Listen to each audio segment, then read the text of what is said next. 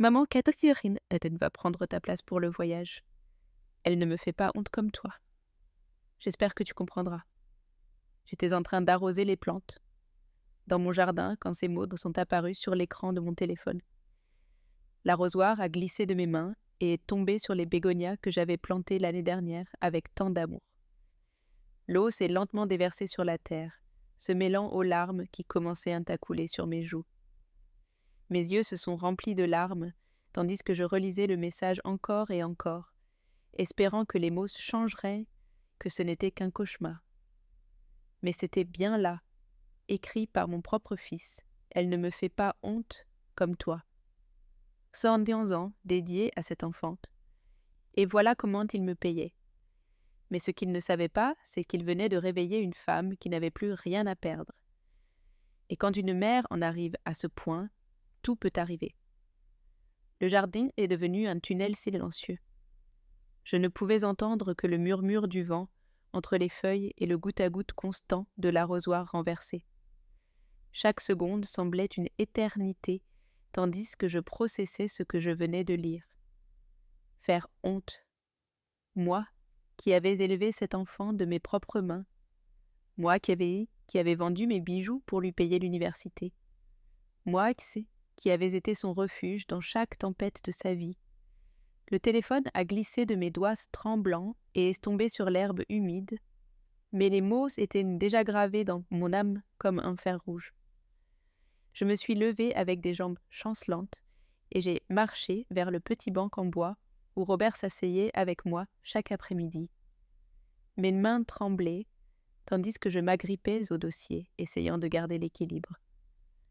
Dehors, les fleurs que j'avais soignées avec tant d'amour s'épanouissaient magnifiquement, étrangères à la tempête qui s'était déchaînée dans mon cœur.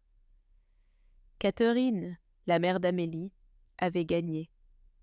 Cette femme qui, pendant des années, avait fait des commentaires méprisants sur ma façon d'être, qui avait murmuré du venin aux oreilles de mon fils et de ma belle-fille, avait atteint son objectif.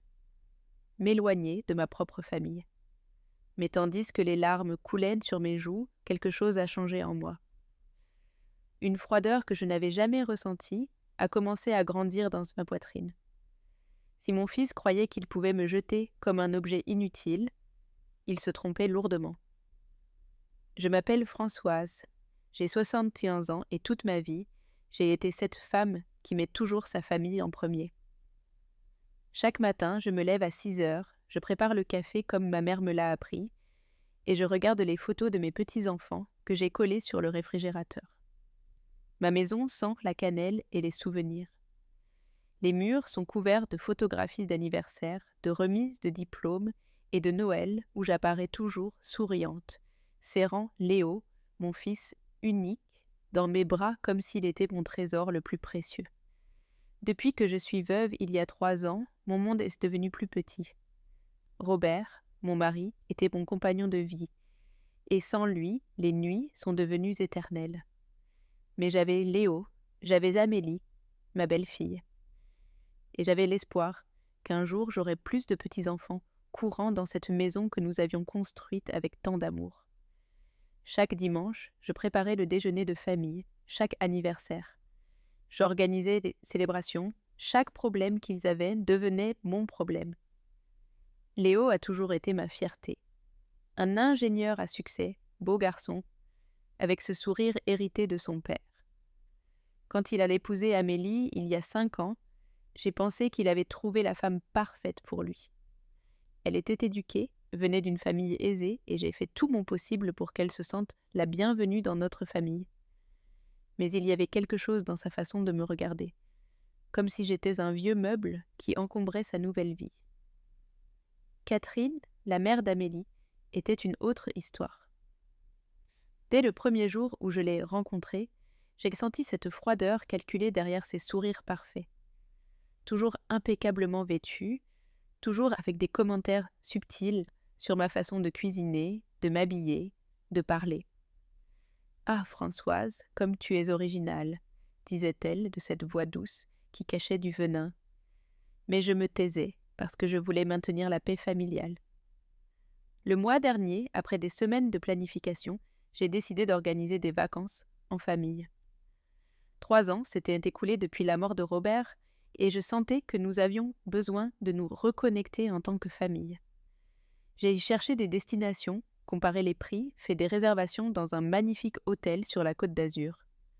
Ce serait mon cadeau pour tout le monde, une semaine complète où nous pourrions créer de nouveaux souvenirs ensemble. J'ai appelé Léo, excité, pour lui annoncer la surprise. Mon fils, tout est prêt. 5 jours à Nice, dans le plus bel hôtel que j'ai trouvé. Ce sera comme au bon vieux temps, quand nous étions une famille unie. Son silence à l'autre bout du fil aurait dû m'alerter. « Maman, il faut que je te parle », m'a-t-il dit d'une voix que je n'ai pas reconnue. 2 heures plus tard, ce message qui a tout changé est arrivé. J'étais là, debout dans le jardin que j'avais cultivé avec Robert, le même endroit où j'avais appris à Léo à planter son premier tournesol, où j'avais célébré ses premiers pas, où j'avais pleuré de joie le jour où il m'avait dit qu'il allait se marier. Et maintenant, ce même fils me disait que je lui faisais honte. J'ai ramassé le téléphone sur l'herbe humide et, avec des doigts tremblants, j'ai écrit ma réponse. Je voulais lui crier dessus, je voulais pleurer, je voulais lui demander comment il en était arrivé là, mais quelque chose en moi s'est durci. J'ai écrit un seul mot. Entendu. Cette nuit-là, je me suis assise dans mon salon vide, entourée du silence qui définissait désormais ma vie. Les photos sur les étagères me regardaient d'un air moqueur. Tous ces sourires faux, toutes ces étreintes qui semblaient maintenant jouer. Mon propre fils avait choisi Catherine plutôt que moi. La femme qui pendant des années avait fait des commentaires méprisants sur ma façon d'être, qui avait murmuré du venin aux oreilles de mon fils et de ma belle-fille, avait gagné. Mais tandis que les larmes coulaient sur mes joues ridées, quelque chose a changé en moi. Une froideur que je n'avais jamais ressentie a commencé à grandir dans ma poitrine. Si mon fils croyait qu'il pouvait me jeter comme un jouet cassé, il se trompait lourdement. J'avais survécu à la mort de mon mari. J'avais élevé un fils en étant pratiquement mère célibataire. J'avais construit une vie de mes propres mains et maintenant, j'allais apprendre à mon fils ce que signifiait vraiment perdre sa mère. Les jours suivants furent un enfer silencieux. Chaque matin, je me réveillais en espérant que tout n'avait été qu'un cauchemar. Mais la réalité me frappait comme une gifle froide. Mon fils avait choisi Catherine, plutôt que moi, pour les vacances que j'avais moi-même planifiées et payées. Les mots « elle ne me fait pas honte comme toi » résonnaient dans ma tête comme un écho torturant.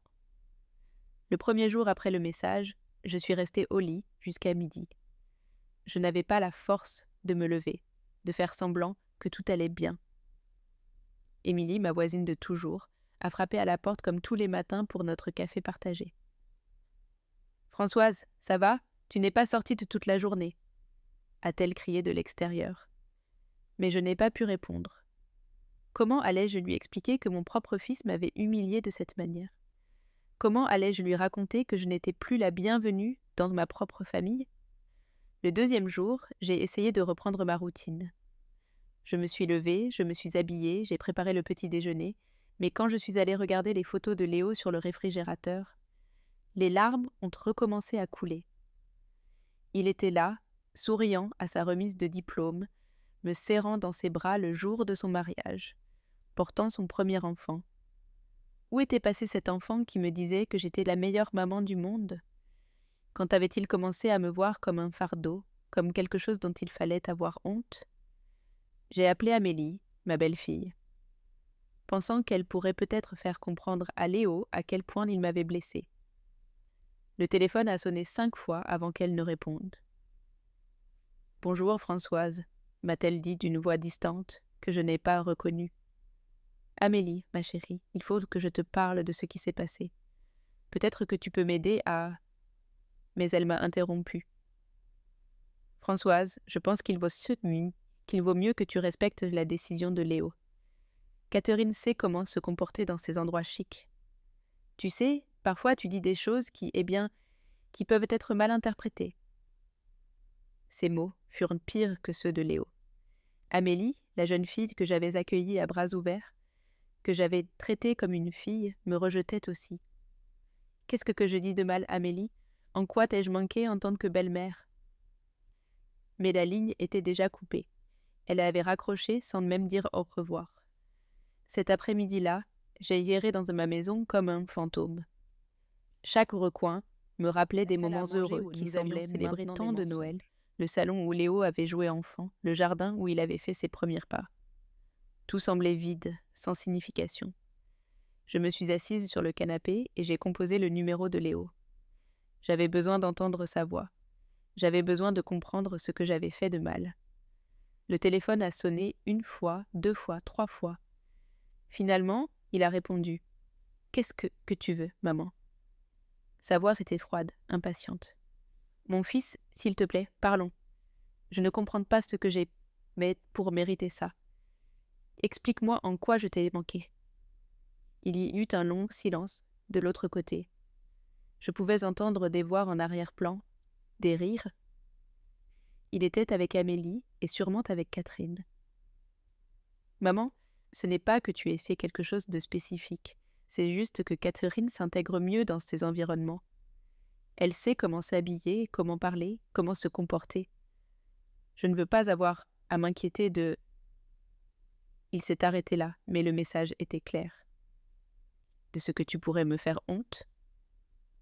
Ma voix s'est brisée. « Il ne s'agit pas de te faire honte, maman.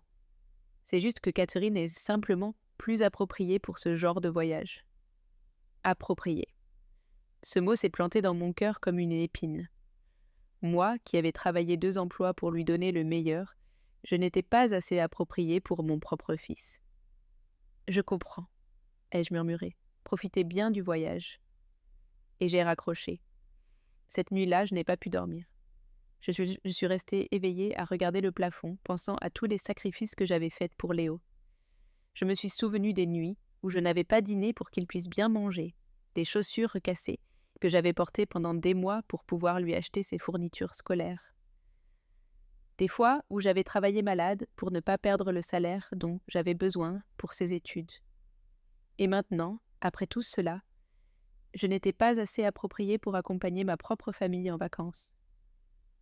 Le 3e jour, j'ai appelé l'agence de voyage pour annuler toutes les réservations. « Vous êtes sûre, Madame Françoise ? C'est un voyage magnifique et tout est déjà payé, » m'a dit l'agent. « Oui, je suis sûre, annulez tout. » Je n'allais pas dire à Léo et Amélie que j'avais annulé. Je voulais voir ce qui se passerait quand ils arriveraient à l'aéroport et découvriraient qu'il n'y avait pas de voyage. Mais pour l'instant, je suis restée silencieuse, nettoyant ma maison vide, cuisinant pour une seule personne, faisant semblant que tout allait bien quand Émilie venait me rendre visite. Mais à l'intérieur, quelque chose changeait.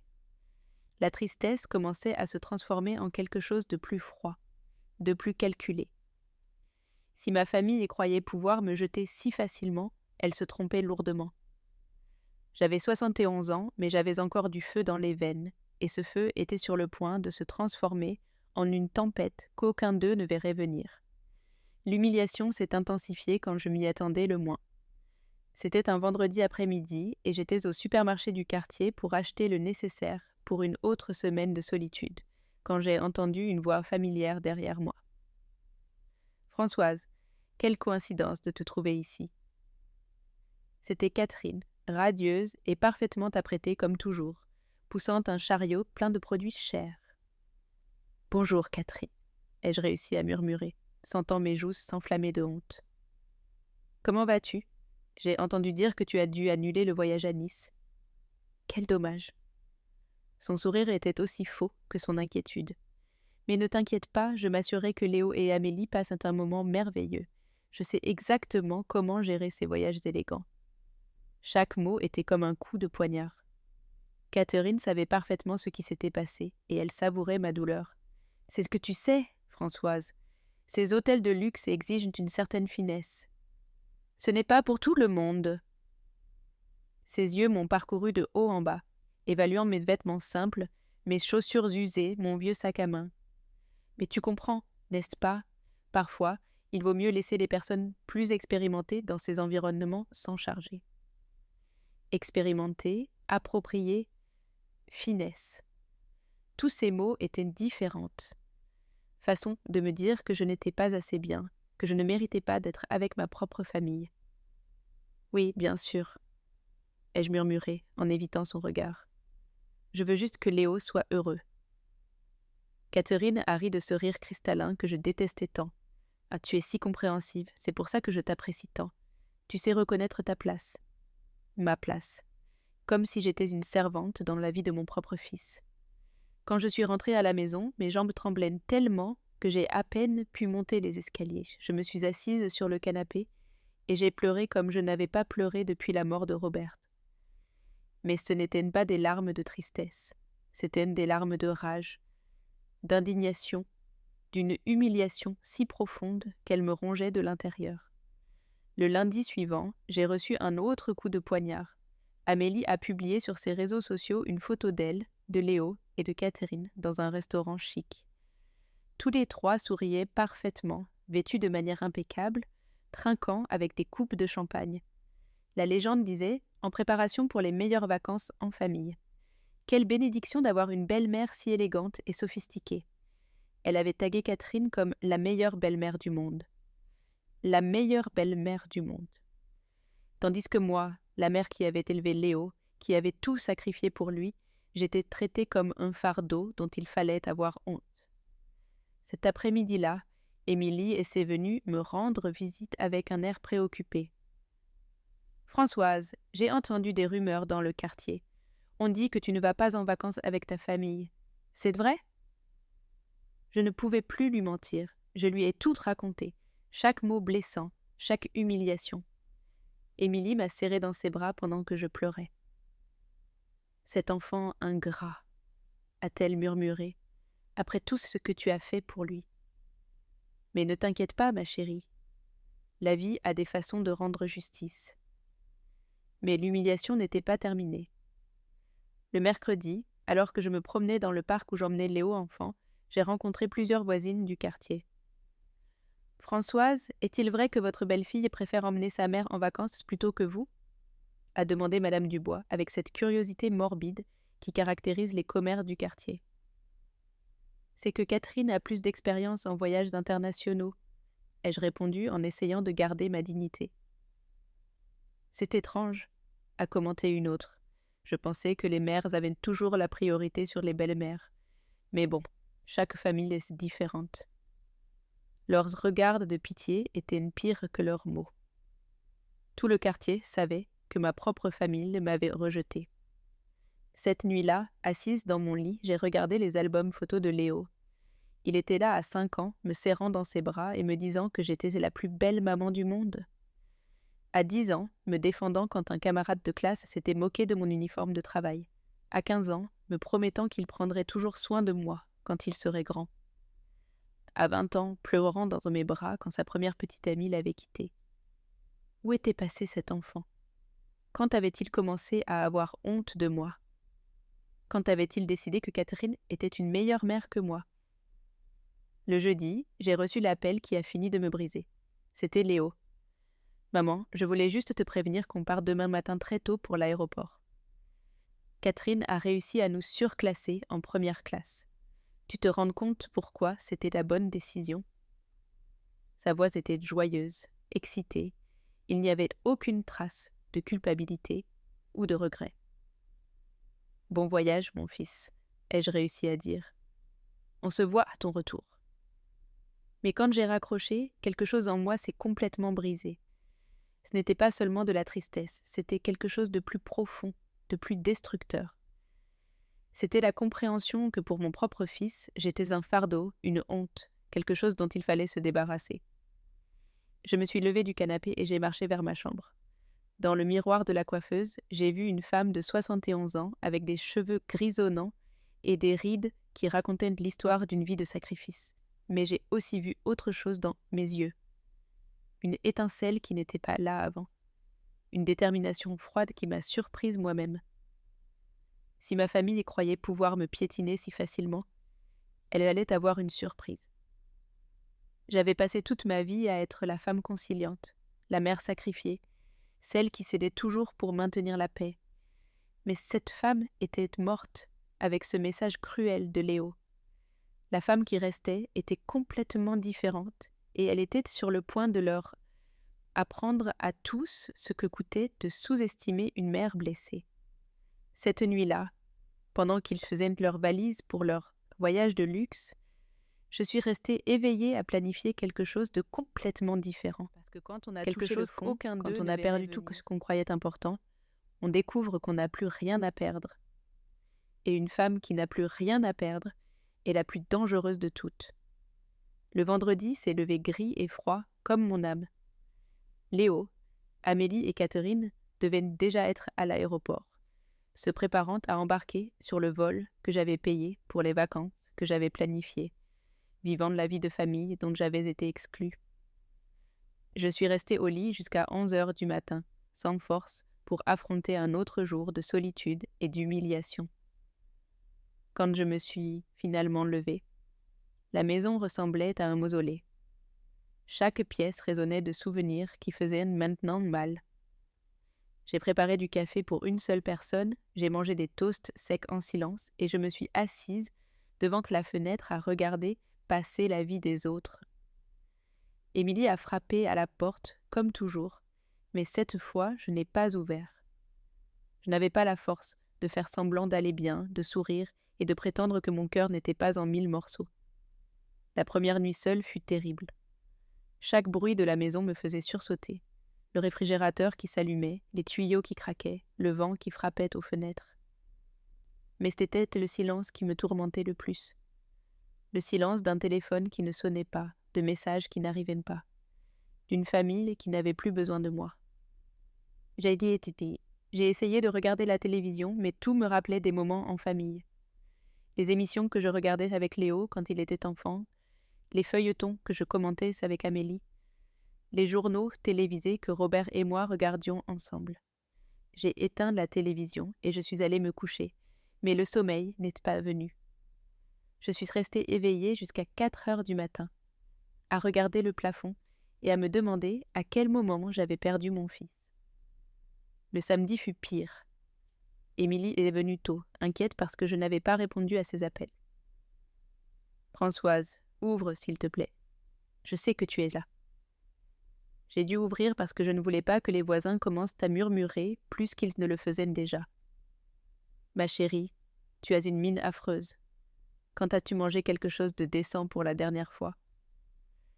Je ne m'en souvenais pas. Les derniers jours avaient été une nébuleuse de douleurs et de larmes. Émilie m'a préparé un bouillon de poule et m'a forcée à le manger. « Tu ne peux pas continuer comme ça, Françoise.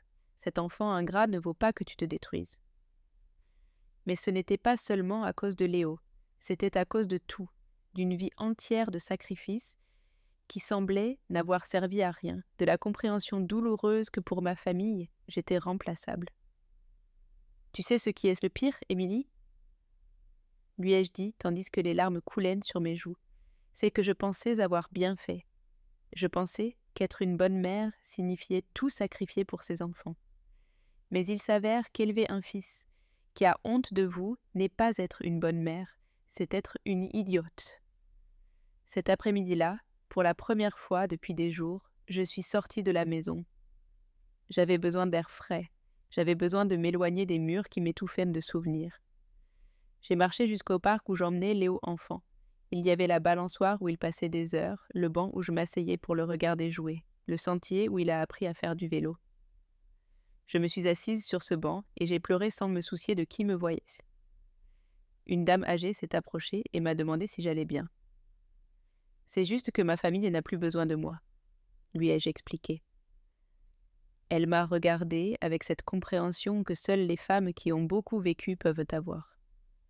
« Ma chérie, quand les enfants grandissent, ils oublient parfois d'où ils viennent, mais la vie, ça a des façons de le leur rappeler. » Le dimanche fut le jour le plus sombre.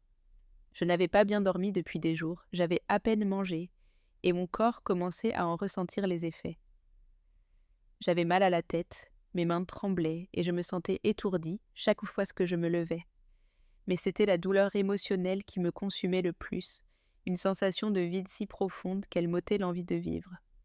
Je suis restée en pyjama toute la journée, regardant des albums photos et me demandant où tout avait commencé à mal tourner. Avais-je été trop permissive avec Léo, trop sacrifiée? Avais-je élevé un fils qui croyait que tout lui était dû sans rien donner en retour? Cette nuit-là, alors que j'essayais de dormir, j'ai entendu mon téléphone vibrer. Pendant un instant, mon cœur s'est accéléré, pensant que c'était peut-être Léo, appelant pour s'excuser, pour me dire que je lui manquais. Mais quand j'ai vérifié, ce n'était qu'un message promotionnel d'un magasin. Même mon propre fils n'avait pas pris la peine de m'écrire pour me demander comment j'allais. Le lundi matin, je me suis réveillée avec l'impression d'avoir vieilli de 10 ans en une semaine. Mon reflet dans le miroir était celui d'une femme vaincue. Des cernes profonds, des joues creusées, un regard vide que je ne reconnaissais pas. C'était comme si l'humiliation m'avait consumée de l'intérieur. Émilie est arrivée avec le petit déjeuner parce qu'elle savait que je ne mangeais pas. « Françoise, ça ne peut plus durer. Tu dois réagir. » Mais je ne savais pas comment. Pourquoi faire, Émilie? Pour continuer à vivre en sachant que mon propre fils a honte de moi, pour faire semblant que ça ne me fait rien qu'on m'ait remplacée par Catherine? Parce que tu as encore la vie devant toi, m'a-t-elle dit fermement, parce que tu ne peux pas laisser ces ingrates te définir.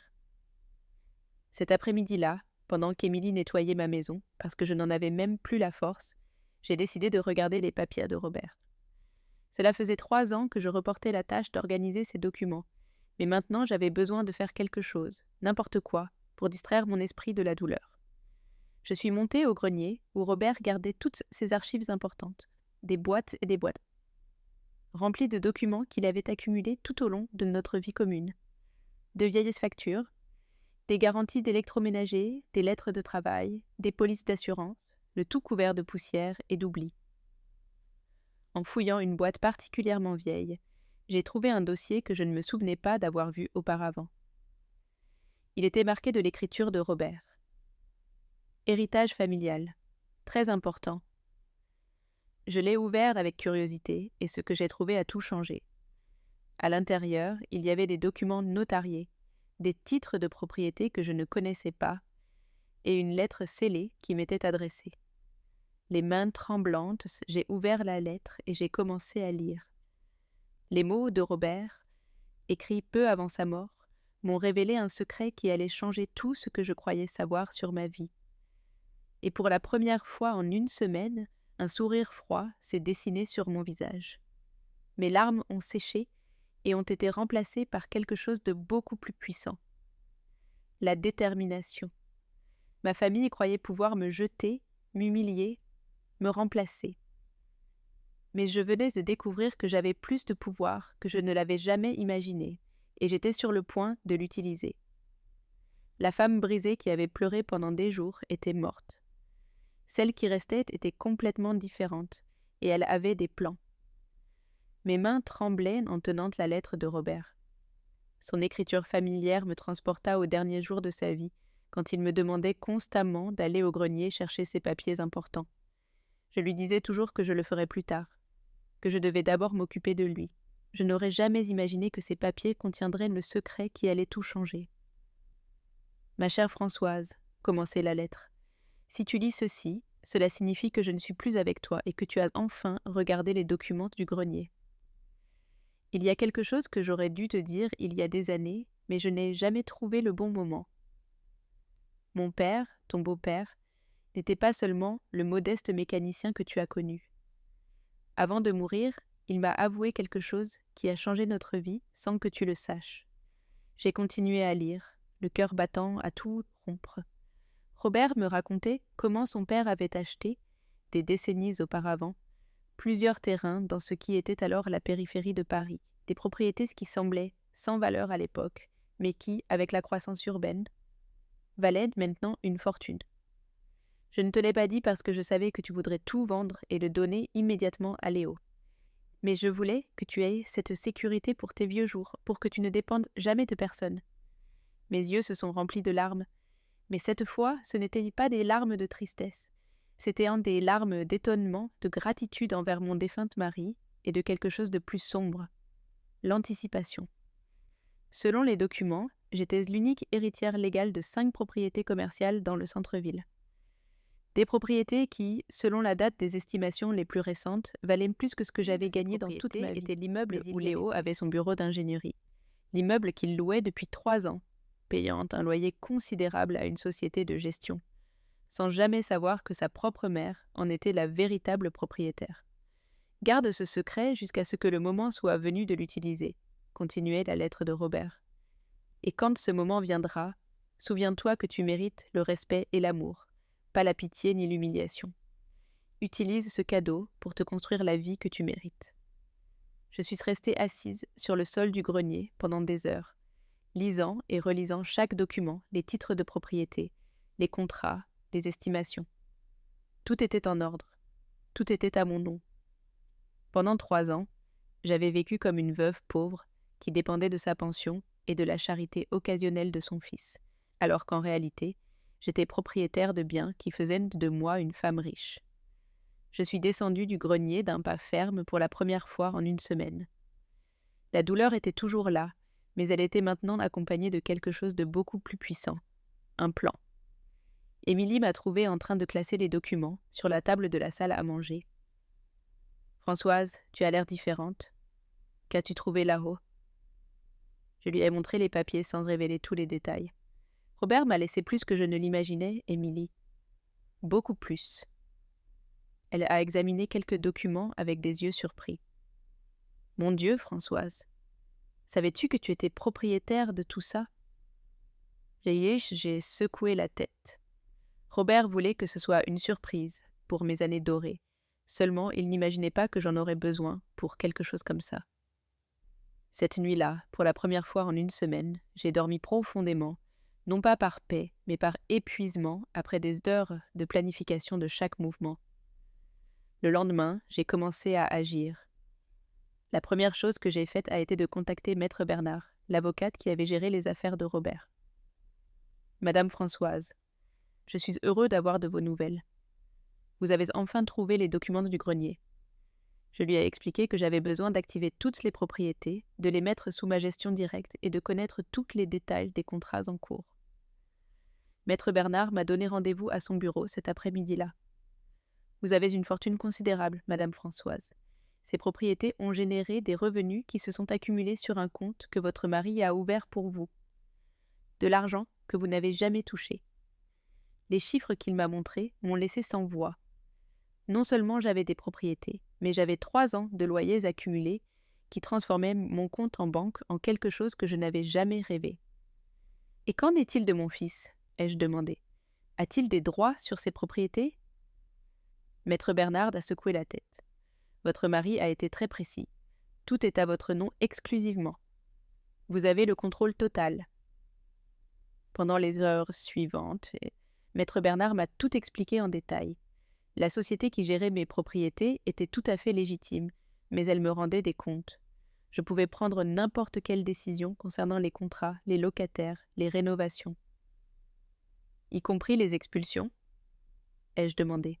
« Bien sûr, tant que les procédures légales sont suivies. Je suis sortie du bureau de l'avocat en me sentant comme une femme complètement nouvelle. Je n'étais plus la mère humiliée qui pleurait en silence. J'étais une femme d'affaires avec un pouvoir réel, avec les ressources pour changer les règles du jeu.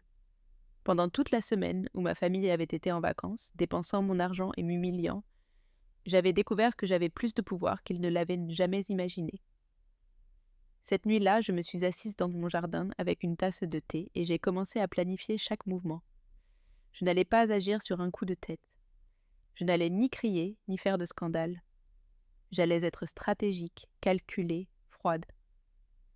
J'allais apprendre à ma famille ce que signifiait sous-estimer une femme de 71 ans qui n'avait plus rien à perdre. D'abord, j'ai enquêté sur tous les détails de leur vie que je ne connaissais pas. Léo payait un loyer considérable pour son bureau. Amélie avait une petite pâtisserie qui dépendait d'un local qui s'est avéré être également dans l'un de mes immeubles. Catherine, la parfaite Catherine, vivait dans un appartement qui appartenait à l'une de mes propriétés. Un sourire s'est dessiné sur mon visage. Tous, sans le savoir, dépendaient de moi. Tous croyaient qu'ils pouvaient m'humilier et me rejeter alors qu'en réalité, J'avais leur vie entre mes mains. Maître Bernard avait raison sur une chose qu'il m'avait dite. Madame Françoise, le vrai pouvoir n'est pas de crier, mais d'agir en silence pendant que les autres croient avoir le contrôle. Et j'étais sur le point de démontrer à quel point c'était vrai. Ma famille rentrerait de vacances dans 2 jours. D'ici là, j'aurais tout préparé. Ils ne savaient pas que la femme humiliée qu'ils avaient laissée derrière eux était morte. Celle qui les attendait était complètement différente et avait des plans qu'aucun d'eux ne pouvait imaginer. Les 2 jours suivants, je les ai consacrés à une transformation silencieuse que personne n'aurait pu prédire.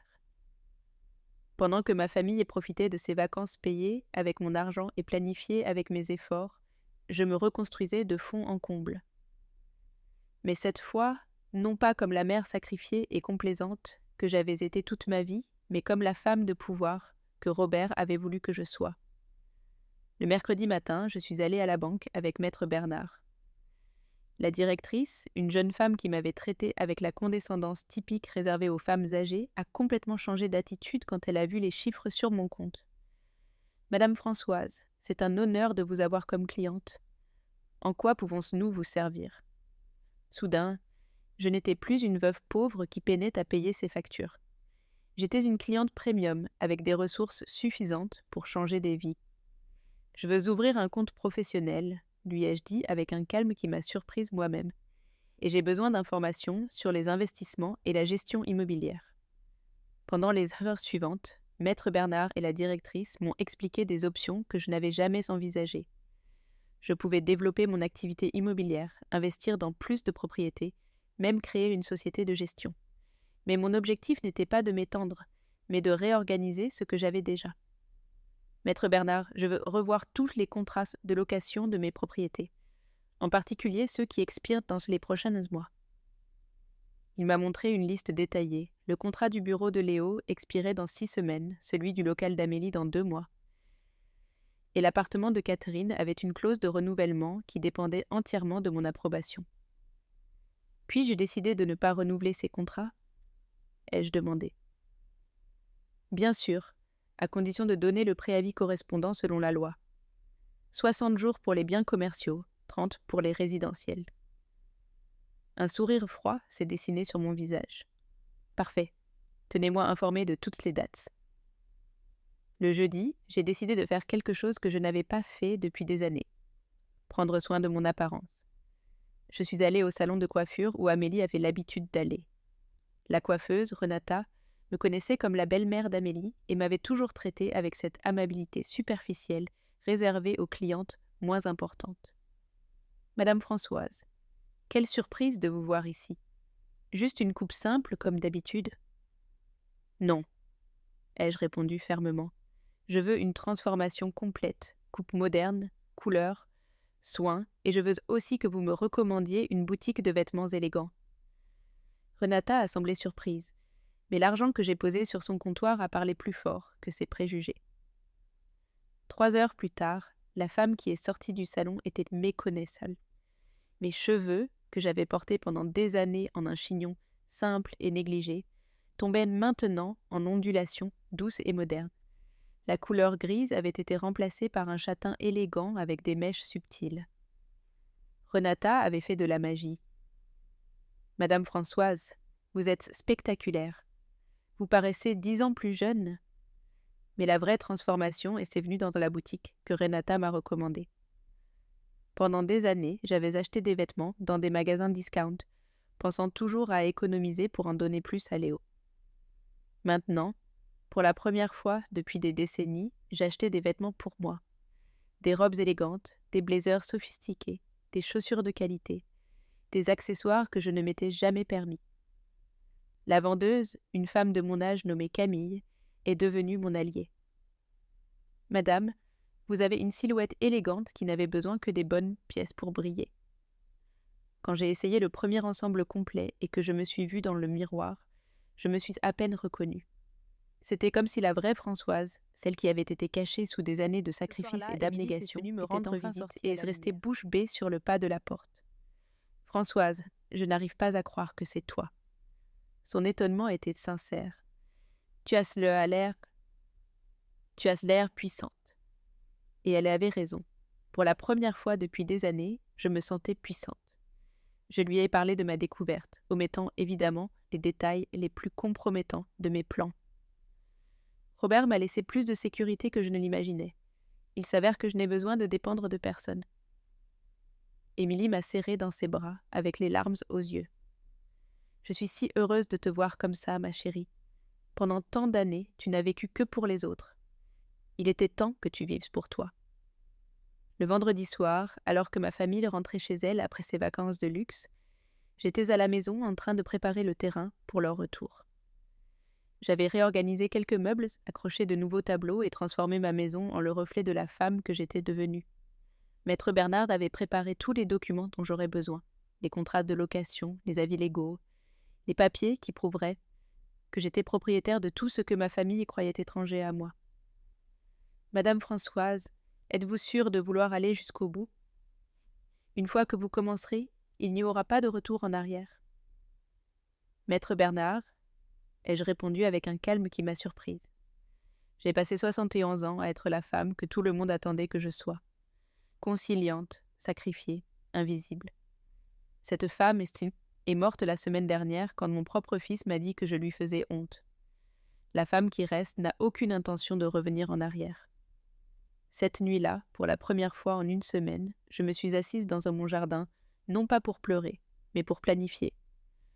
Demain, ma famille reviendrait, bronzée et détendue, après les vacances que j'avais financées mais dont j'avais été exclue. Ils s'attendraient à trouver la même femme brisée qu'ils avaient laissée derrière eux. Mais cette femme n'existait plus. À sa place les attendait quelqu'un de complètement nouveau, quelqu'un qui avait découvert son pouvoir et n'avait aucune intention de le cacher à nouveau. Quelqu'un qui leur apprendrait que sous-estimer une mère blessée était la plus grande erreur qu'ils auraient dû commettre. J'ai souri en arrosant les fleurs que j'avais plantées avec Robert des années auparavant. Demain commencerait une nouvelle étape de ma vie, une étape où j'aurais le contrôle.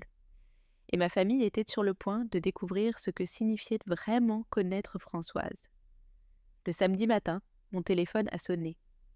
C'était Léo, avec cette voix joyeuse et détendue de quelqu'un qui rentre de vacances parfaite. « Maman, on est de retour. C'était incroyable. Catherine avait raison sur tout, l'hôtel, les restaurants, les activités. Tout était parfait. » Chaque mot était comme une gifle, mais cette fois, ça ne m'a pas fait mal. Cette fois, ça m'a renforcée. « C'est bien, mon fils. Je suis contente que vous ayez passé un bon moment, » ai-je répondu avec un calme qui l'a déconcerté. « Tu vas bien, maman ? Ta voix est différente. » J'ai souri en me regardant dans le miroir. Ma nouvelle apparence, mes nouveaux vêtements, ma nouvelle attitude. Je vais très bien, Cléo. Mieux que jamais. Bon, je t'appelais pour te dire qu'on passera demain te raconter tout. Catherine veut t'apporter quelques cadeaux qu'on a achetés. Catherine voulait m'apporter des cadeaux. L'ironie était délicieuse. Parfait, je vous attends demain après-midi. J'ai raccroché et j'ai immédiatement composé le numéro de Maître Bernard. Il est temps de commencer. Cet après-midi-là, pendant qu'ils défaisaient leurs valises pleines de souvenirs des vacances que j'avais payées, j'étais dans le bureau de Maître Bernard, en train de signer des documents qui allaient tout changer. « Vous êtes sûre, Madame Françoise, une fois que j'aurai envoyé ces avis, il n'y aura pas de retour en arrière. » « Envoyez-les tous, » ai-je répondu sans hésiter. L'avis de non-renouvellement pour le bureau de Léo, pour le local d'Amélie et pour l'appartement de Catherine, qu'ils les reçoivent lundi matin. Mais ce n'était que le début. Au cours des dernières heures, Maître Bernard et moi avions conçu une stratégie plus sophistiquée. Je veux aussi créer ma propre société de gestion. Je ne veux plus que des tiers gèrent mes biens. Je veux un contrôle direct. Les papiers étaient prêts. À partir de lundi, je serai officiellement la présidente de Immobilière Françoise S.A. Le dimanche est arrivé avec la ponctualité d'une tempête annoncée. À 15 heures précises, j'ai entendu la sonnette, j'ai pris une profonde inspiration. J'ai lissé ma nouvelle robe élégante et j'ai ouvert la porte. L'expression sur les visages de Léo, Amélie et Catherine était exactement ce que j'avais espéré. Un choc absolu. « Maman !» Léo m'a regardée de haut en bas comme si j'étais une étrangère. Tu es complètement différente. Amélie avait la bouche ouverte, essayant clairement de traiter la transformation, mais c'est la réaction de Catherine que j'ai le plus appréciée. Ses yeux calculateurs m'ont parcouru, évaluant ma nouvelle apparence, et pour la première fois depuis que je la connaissais, elle n'a rien trouvé à critiquer. « Entrez, s'il vous plaît », leur ai-je dit avec un sourire qui n'atteignait pas mes yeux. « Voulez-vous du café ou préférez-vous du thé ?» Ma voix était différente aussi, plus ferme, plus assurée. Je n'étais plus la mère suppliante qui essayait de plaire à tout le monde. J'étais une femme qui savait exactement qui elle était et ce qu'elle valait. Ils se sont assis dans le salon, clairement mal à l'aise. Catherine, qui avait toujours dominé chaque conversation, semblait perdue. « Françoise, tu es très en beauté. Tu es allée chez le coiffeur ?» Sa voix avait une note d'incertitude que je n'avais jamais entendue auparavant. « Oui » ai-je répondu en servant le café dans ma plus belle vaisselle, celle que je n'utilisais que pour les occasions spéciales. J'ai décidé qu'il était temps de prendre un peu plus soin de moi. Après tout, j'ai toute la vie devant moi. Léo a échangé des regards avec Amélie. Je pouvais voir la confusion dans ses yeux. « Maman, à propos du voyage ?» a commencé Léo d'une voix qui se voulait désinvolte. « Je voulais t'expliquer. » Je l'ai interrompu avec un sourire. « Il n'y a rien à expliquer, mon fils. Je comprends parfaitement pourquoi vous avez choisi Catherine. Elle a plus d'expérience dans les voyages élégants, n'est-ce pas ?» Catherine s'est redressée, clairement soulagée qu'il n'y ait pas de drame. « Exactement, Françoise. C'était une décision pratique, rien de personnel. » J'ai souri plus largement. « Bien sûr, tout à fait pratique. » Pendant l'heure suivante, ils m'ont raconté les détails de leur voyage. Les restaurants chers où ils avaient mangé, les excursions exclusives qu'ils avaient faites, les boutiques de luxe où ils avaient acheté des souvenirs. Le tout payé avec l'argent que j'avais donné pour des vacances en famille dont j'avais été exclue. « Et Catherine connaissait le directeur de l'hôtel ?» a poursuivi Amélie avec enthousiasme. « Elle nous a obtenu des réductions au spa et des surclassements de chambres. C'était incroyable d'avoir quelqu'un de si bien connecté avec nous. » Chaque mot était un rappel de la raison pour laquelle il m'avait jugée inadéquate. « C'est merveilleux !» ai-je répondu en gardant mon sourire parfait. « Catherine a vraiment des contacts partout. » Catherine a hoché la tête avec fierté. « C'est une question de fréquenter les bons cercles, ma chère Françoise. Quelque chose qu'on apprend avec les années. » Finalement, le moment que j'attendais est arrivé. Catherine a sorti un petit sac. « Je t'ai apporté ça, Françoise. Un petit quelque chose du voyage. » C'était une tasse bon marché avec le logo de l'hôtel, le genre de souvenir qu'on achète dans les boutiques de l'aéroport, le genre de cadeau qu'on fait à quelqu'un par obligation, sans vraiment y penser. « Quelle attention !» ai-je dit en prenant la tasse. Exactement ce dont j'avais besoin. L'ironie dans ma voix leur a échappé. Quand ils se sont enfin levés pour partir, Léo m'a donné une étreinte maladroite. « Maman, je suis content de te voir aussi bien. Pendant un moment, j'ai pensé que tu serais, je ne sais pas, triste d'avoir manqué le voyage. » J'ai ri doucement. « Triste ? Pas du tout, mon fils. Il s'avère que j'avais des choses beaucoup plus importantes à faire ici. »« Quel genre de choses ?» a demandé Amélie avec curiosité. « Oh, juste quelques affaires en suspens que j'avais reportées depuis trop longtemps. Rien qui puisse vous intéresser. » Je les ai accompagnés jusqu'à la porte. Passez une bonne semaine. Je suis sûre qu'elle sera intéressante. Quand ils ont fermé la porte, je suis restée un instant dans l'entrée, à digérer ce qui venait de se passer. Pendant toute la visite, ils s'étaient attendus à trouver la femme brisée qu'ils avaient laissée derrière eux. À la place, ils avaient trouvé quelqu'un qu'ils ne reconnaissaient pas, quelqu'un qui les avait complètement déstabilisés. Ce soir-là, en enlevant ma robe élégante et en me préparant à dormir, j'ai souri en pensant à ce qui les attendait. Demain matin, ils recevraient les avis légaux. Demain, ils découvriraient que la femme qu'ils venaient de sous-estimer une fois de plus avait plus de pouvoir qu'ils ne l'avaient jamais. Et cette fois, ce serait moi qui aurais toutes les cartes en main. La partie ne faisait que commencer, et ils ne savaient même pas qu'ils étaient en train de jouer. Le lundi matin, mon téléphone a commencé à sonner à la 8h30. C'était Léo, et sa voix n'avait plus rien de la tranquillité détendue de la veille. « Maman, il faut que je te parle d'urgence. Peux-tu venir à mon bureau tout de suite ?» Le désespoir dans sa voix m'a rempli d'une satisfaction froide que je n'avais jamais ressentie. « Que se passe-t-il, mon fils ? Tu as l'air contrarié. » ai-je répondu avec un calme qui, je le savais, l'enragerait encore plus. « C'est qu'une lettre est arrivée, un avis légal. Je ne comprends rien. S'il te plaît, viens. » J'ai souri en me regardant dans le miroir. Mon reflet me renvoyait l'image d'une femme puissante, élégamment vêtue, prête pour la bataille. « Je ne peux pas maintenant, Léo. J'ai une réunion très importante. Peut-être plus tard. » C'était vrai. Maître Bernard et moi avions une réunion prévue avec les nouveaux gestionnaires de mes propriétés. « Mais, maman, c'est urgent. Ils vont me prendre mon bureau. » Sa voix s'est légèrement brisée, et pendant un instant, j'ai senti une pointe du vieil instinct maternel, mais le souvenir de ces mots cruels l'a immédiatement chassé. « Ils vont te prendre ton bureau ? Comment est-ce possible ? Tu n'as pas payé le loyer ?» Je savais parfaitement qu'il l'avait payé. Je savais aussi qu'il n'aurait pas d'autre occasion de renouveler le contrat.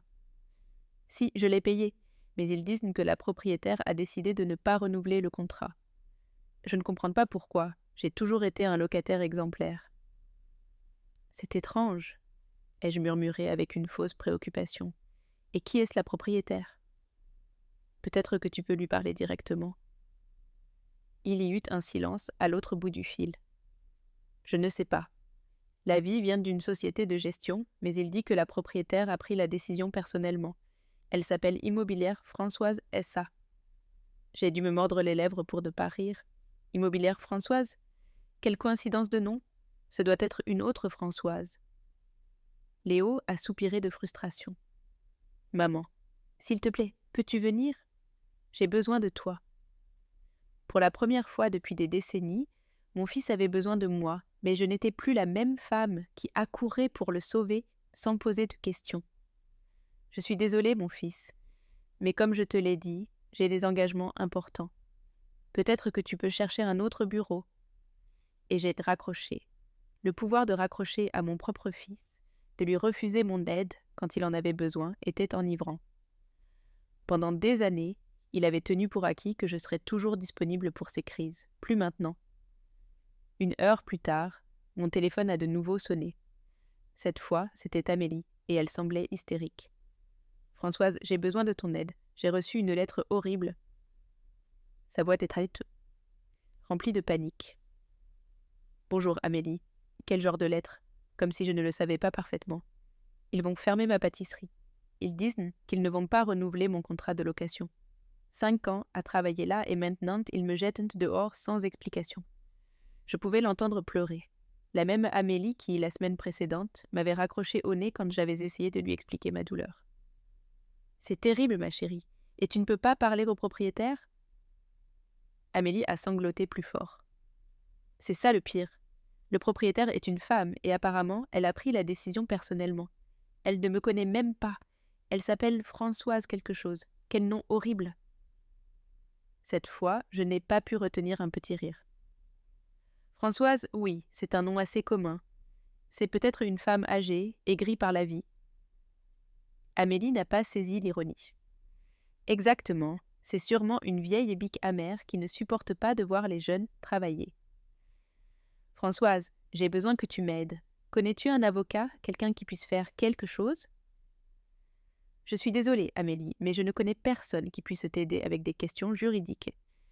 Tu devrais peut-être chercher un autre emplacement pour ton commerce. » Ma voix était douce comme du miel. Mais mes mots étaient du pur venin. Le 3e appel est arrivé à 14h. Catherine, la parfaite Catherine, semblait complètement décomposée. « Françoise, tu dois m'aider. C'est une urgence. » Sa voix, toujours si contrôlée et supérieure, tremblait maintenant de panique. « Bonjour, Catherine. Tu as l'air angoissée. » Je savourais chaque seconde de son désespoir. c'est que j'ai reçu une lettre d'expulsion. Ils disent que j'ai 30 jours pour quitter mon appartement. 30 jours. Où vais-je trouver un autre endroit si vite? Expulsion. Mais pour quelle raison? Je savais parfaitement qu'il n'y avait aucune raison légale autre que ma décision personnelle de ne pas renouveler son contrat. Il n'y a aucune raison. Il est juste dit que la propriétaire a décidé d'utiliser l'appartement à d'autres fins. C'est une injustice totale. Catherine sanglotait. La femme qui avait toujours été si dure et critique avec moi pleurait maintenant comme une enfant. Et qui est ta propriétaire? As-tu essayé de la contacter? Catherine a hoqueté entre deux sanglots. C'est une certaine Françoise. Je ne sais pas quel nom de famille, mais Françoise. Toi qui as vécu toute ta vie en étant humble et sacrifiée, tu ne connais pas quelqu'un qui pourrait intercéder pour moi? J'ai besoin de ton aide. L'ironie était parfaite. Catherine me demandait de l'aide contre moi-même sans le savoir. Catherine, j'aimerais t'aider, mais je ne connais aucune Françoise propriétaire de biens immobiliers. Ce doit être une femme très prospère. Le silence de l'autre côté était délicieux. Cet après-midi-là, alors que je prenais le thé dans mon jardin, Émilie est arrivée en courant. Françoise, tout le quartier en parle. Il paraît que ton fils, ta belle-fille et Catherine sont en crise. Savais-tu qu'on va tous les expulser en même temps? J'ai haussé les épaules avec une indifférence feinte. Quelle étrange coïncidence. C'est plus qu'étrange. C'est comme si quelqu'un avait tout planifié. Émilie m'a regardée avec méfiance. Françoise, tu n'aurais rien à voir avec ça? J'ai souri énigmatiquement. Moi, Émilie? Je suis une veuve de 71 ans qui, jusqu'à la semaine dernière, pleurait parce que sa famille l'avait abandonnée. Quel pouvoir pourrais-je bien avoir? Mais Émilie me connaissait trop bien. Françoise, quelque chose me dit que cette femme brisée de la semaine dernière n'existe plus. Elle avait raison. Cette femme était bel et bien morte. Le soir, mon téléphone a sonné une fois de plus. C'était Léo, et cette fois, sa voix semblait complètement vaincue. « Maman, je sais ce que tu as dit que tu étais occupée, mais j'ai vraiment besoin de te parler. Je suis désespérée. » La satisfaction que j'ai ressentie était indescriptible. « Que s'est-il passé maintenant, mon fils ?»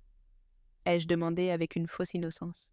« C'est que ce n'est pas seulement mon bureau, ils ont aussi fermé le commerce d'Amélie et ils vont expulser Catherine de son appartement, tout ça le même jour. C'était comme si quelqu'un nous attaquait délibérément. »« C'est étrange, » ai-je murmuré. « Et vous n'avez aucune idée de qui pourrait être derrière tout ça ?» Léo a soupiré lourdement. « Non, on sait seulement que toutes les propriétés appartiennent à la même femme, une certaine Françoise. Maman, pourrais-tu nous prêter de l'argent? On doit trouver de nouveaux locaux d'urgence et les cautions sont énormes. Pour la première fois depuis des décennies, mon fils me demandait de l'argent, non pas pour un caprice ou un investissement, mais par pur désespoir. Et pour la première fois de ma vie, j'avais plus d'argent qu'il ne pouvait l'imaginer. Mais j'avais aussi quelque chose de plus précieux. Le pouvoir de dire non. Je suis désolée, Léo, mais mes économies sont très limitées. J'ai à peine de quoi couvrir mes dépenses. C'était un mensonge, bien sûr, mais un mensonge nécessaire. Mais maman, sa voix s'est brisée. Tu ne pourrais pas vendre quelque chose? Quelques bijoux de grand-mère, quelque chose. Le désespoir dans sa voix était une musique à mes oreilles. Je n'ai plus les bijoux de ta grand-mère, mon fils. Je les ai vendus il y a des années pour payer ton université. Tu ne te souviens pas? Le silence qui a suivi était parfait. Il se souvenait enfin de tous les sacrifices que j'avais faits pour lui. Maman, Pour la première fois depuis des années, Léo n'avait pas de mots. Je suis désolée, mon fils, mais je ne peux pas t'aider cette fois. Vous allez devoir vous débrouiller seul. Quand j'ai raccroché, je me suis servi un verre du bon vin que j'avais acheté cette semaine. Pour la première fois de ma vie, je buvais pour célébrer, pas par tristesse. La vengeance avait un goût meilleur que je ne l'avais imaginé. Le jeudi soir, après 5 jours de crise constante pour ma famille, Léo est apparu à ma porte. Il n'avait pas appelé, pas prévenu. Il était simplement là, debout sur mon seuil, avec une expression que je n'avais pas vue depuis qu'il était enfant. une vulnérabilité pure. Il avait des cernes profonds, des vêtements froissés et cet air de défaite qui ne vient qu'après que la vie vous a frappé sans pitié. Sa voix était un murmure brisé. « Il faut que je te parle. » Je l'ai laissé entrer, et j'ai remarqué comment ses yeux parcouraient ma maison, enregistrant tous les changements que j'avais faits. Les nouveaux meubles, les tableaux élégants, la sensation générale de prospérité qui émanait maintenant de chaque recoin. Il s'est assis sur le canapé, et, pour la première fois depuis des années, il m'a vraiment regardé. Pas le regard distrait du fils pressé, mais le regard profond de quelqu'un qui prête enfin attention. « Maman, je dois te raconter quelque chose.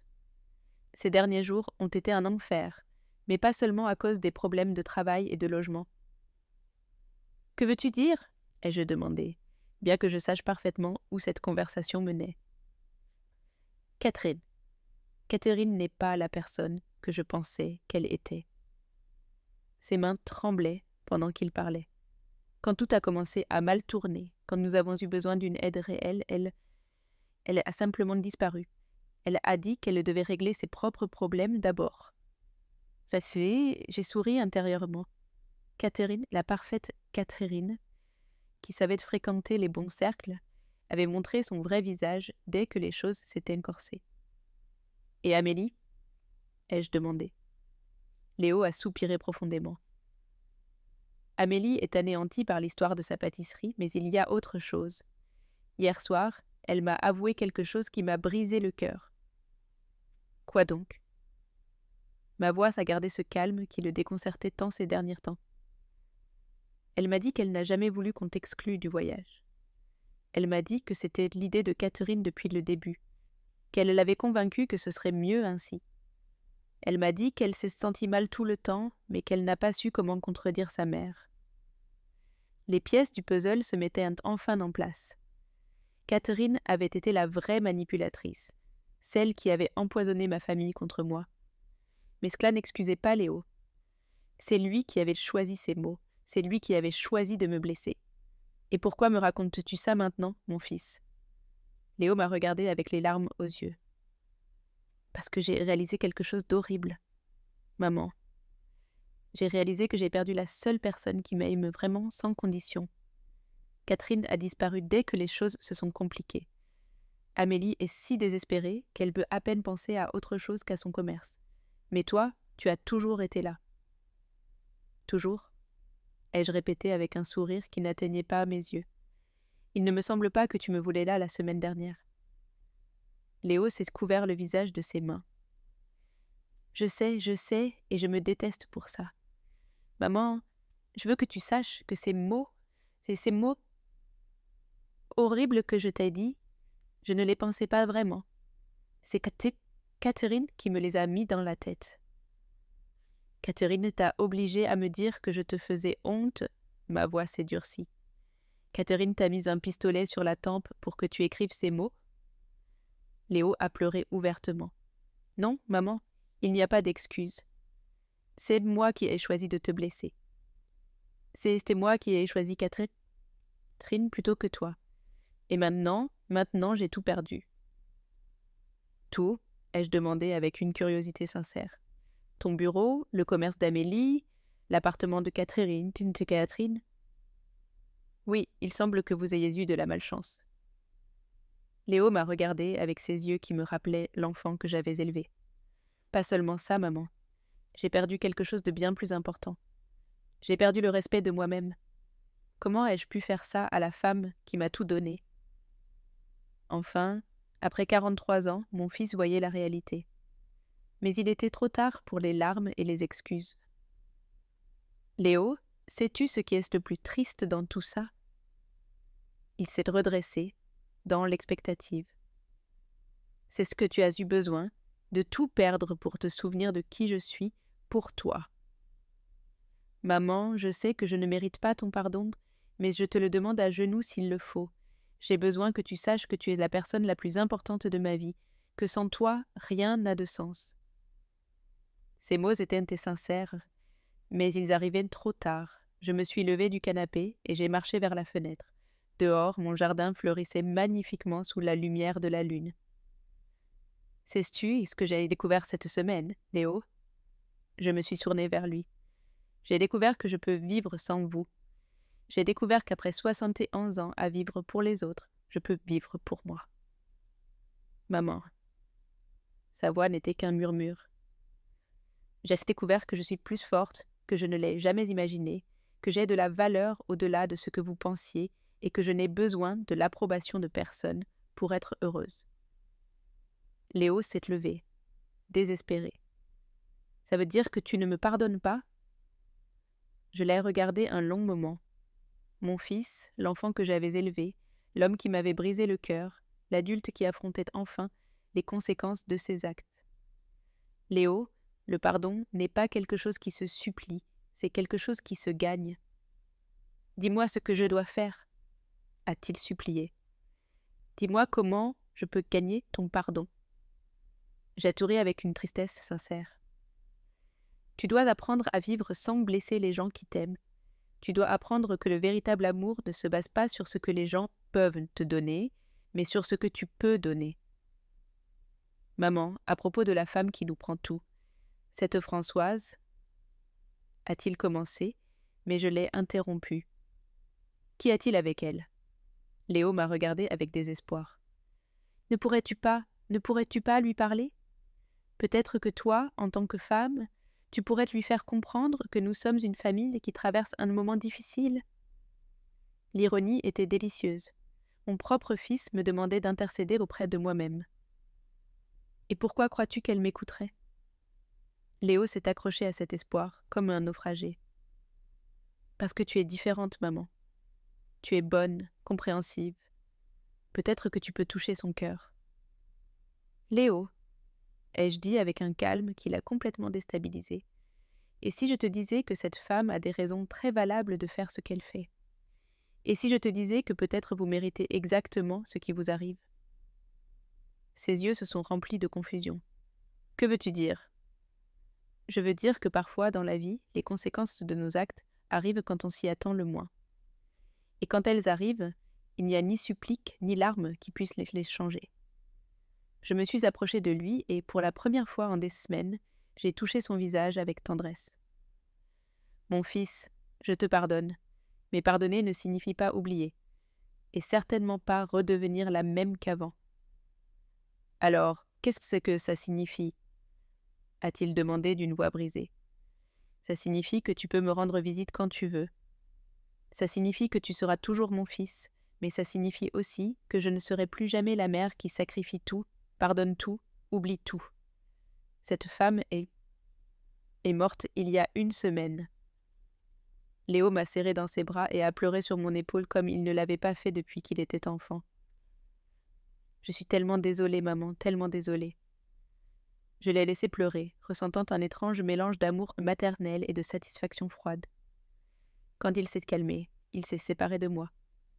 Y a-t-il une chance que cette femme, cette Françoise, reconsidère sa décision?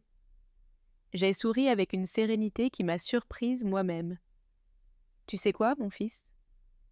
Je crois que cette femme a déjà obtenu ce qu'elle voulait. Je crois qu'elle vous a déjà appris la leçon que vous aviez besoin d'apprendre. Cette nuit-là, après le départ de Léo, j'ai appelé Maître Bernard. Je veux que vous envoyiez de nouveaux contrats de location. Un pour le bureau de mon fils, un pour le local de ma belle-fille, avec des conditions justes, mais pas généreuses. Mon avocate a semblé surpris. Vous êtes sûre, Madame Françoise? Tout à fait sûre, mais à une condition. Qu'ils sachent exactement qui est leur nouvelle propriétaire. Le silence de l'autre côté fut éloquent. Vous voulez qu'ils sachent que c'est vous la propriétaire? J'ai souri dans l'obscurité de mon salon. Oh oui, Maître Bernard, je veux absolument qu'ils le sachent. Et l'appartement de Catherine? A-t-il demandé. Celui-là, non. Catherine peut chercher un autre endroit. Certaines leçons doivent être permanentes. Quand j'ai raccroché, je me suis servi un autre verre de vin et je suis sortie dans mon jardin. Les étoiles brillaient intensément cette nuit-là, comme si elles célébraient avec moi. J'avais trouvé quelque chose que je ne savais pas que je cherchais. Mon propre pouvoir, ma propre voix, ma propre vie. Demain, Léo et Amélie découvriraient que leur nouvelle propriétaire était la femme qu'ils avaient sous-estimée. Demain commencerait une nouvelle relation entre nous, une relation basée sur le respect mutuel plutôt que sur le sacrifice unilatéral. Et pour la première fois en 61 ans, cela me semblait parfait. La femme qui avait pleuré en silence était morte. Celle qui restait savait exactement ce qu'elle valait, et elle ne l'oublierait plus jamais.